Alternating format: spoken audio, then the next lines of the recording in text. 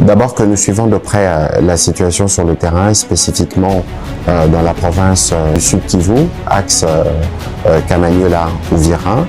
Vous savez qu'il y a quelques jours, l'armée a communiqué pour dire qu'il y a des bombes qui sont parties de Bugarama au Rwanda, qui sont tombées sur les cibles, notamment civiles. Et la réunion de ce matin avec la Première ministre est bien au-delà de ce que nous nous sommes dit à propos de ce qui s'est passé à Washington, c'est de regarder, parce qu'il y a des rapports notamment du CICR et des organisations humanitaires qui nous donnent des informations particulièrement inquiétantes, et donc il était important pour la Première ministre chef du gouvernement de réunir autour de lui tous les ministres, notamment ceux de la Défense, de l'Intérieur, pour voir comment on répond efficacement à cette situation. Mais ici, ce qu'il faut noter, parce que nous parlions de Washington justement, que comme le président de la République le disait hier au cours de son allocution devant la nation, le Rwanda viole impunément l'accord que nous avions convenu de signer à Washington il y a quelques jours.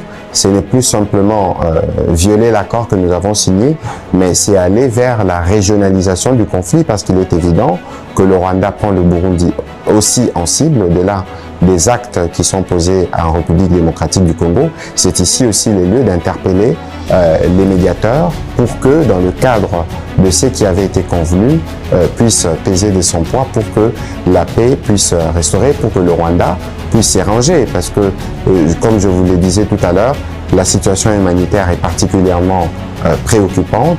Lorsqu'on attaque des écoles, on attaque des centres de santé, on attaque des maisons d'habitation, c'est clair qu'il y a une volonté de semer la terreur. C'est ici aussi l'occasion d'interpeller très vivement tous nos compatriotes qui sont particulièrement sur les réseaux sociaux. Nous parlons souvent du poison rwandais. Il faut faire très attention sur tout ce qui circule. Nous sommes engagés dans un devoir de redevabilité. Nous viendrons donner le tableau général de la situation. Vous savez que nos militaires sont engagés sur plusieurs fronts et que la situation sur le front peut être mouvante, et donc il ne faut pas suivre tout ce qui est donné. Vous connaissez par qui et par quel compte passe le poison rwandais. Il est important que nos populations puissent être vigilantes et puissent se référer aux canaux officiels à travers lesquels nous allons communiquer. Je tiens à apporter cette précision parce que c'est crucial en ce moment où la manipulation peut à elle seule s'aimer la panique au milieu de nos populations. Durant la réunion que nous avons eue avec la Première ministre, nous avons eu l'occasion d'échanger notamment avec le gouverneur de province et différents services provinciaux qui sont particulièrement mobilisés pour suivre pas à pas et nous tenir au courant de la situation sur le terrain. Donc, le moment venu, nous y reviendrons. L'accord n'est pas respecté justement parce que c'est de la responsabilité du président rwandais. Je viens de vous dire que le Rwanda veut régionaliser la guerre. Parce que l'objectif, c'est plus seulement les territoires congolais, l'objectif c'est clairement le Burundi.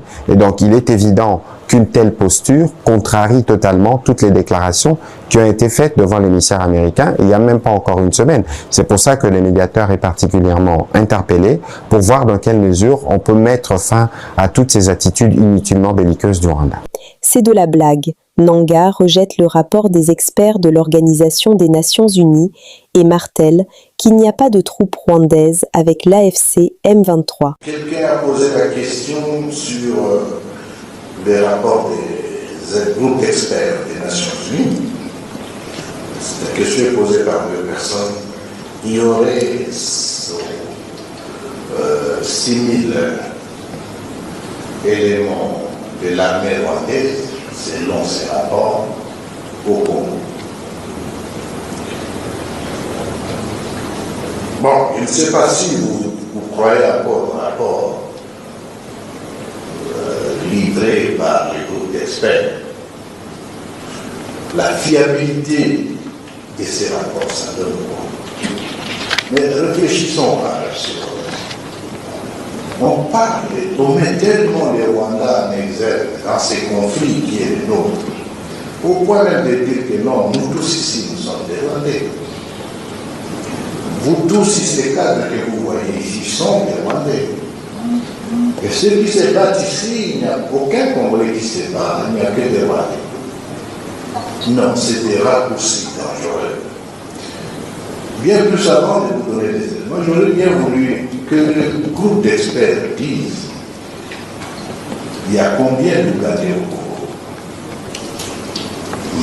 armée ougandais.